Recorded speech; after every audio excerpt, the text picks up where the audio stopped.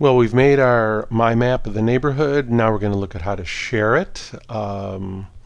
Before we do, a couple things to note. One is there is a preview mode here, so you can preview it, and that'll open up a new tab, and that'll show you what this looks like when you share it with people. So you'll see it's got kind of a cleaner look to it, which is sort of neat, and you can your images appear on the side, which is really cool. So I'm going to close that preview out.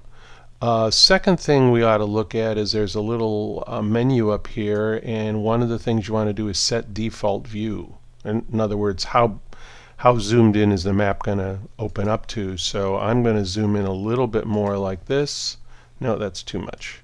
I'm going to go back there like that, and then I'm going to set the default view. So now that's now the view folks will get when the map opens up.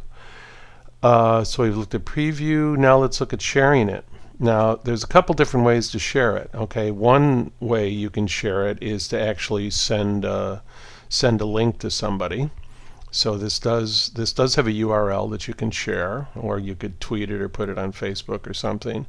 One of the things you want to look at, though, is the access. So currently this is set for public on the web. Anyone on the internet can find or view. So this is, anybody could find this if they wanted to. I could change that and just say anyone with a link, or I could invite just specific people, and then I could come down here and say, okay, what permission? So you don't want to let people edit your map unless that's your goal.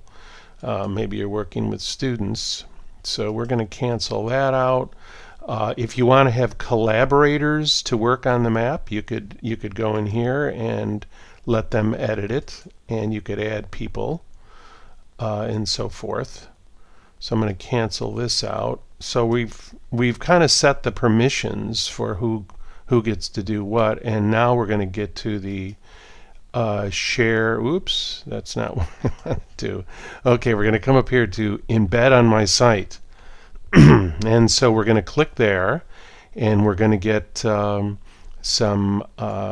HTML, and we're going to copy that, and then we're going to go over to HTML snippets over on WordPress, and we're going to create a new snippet for our map.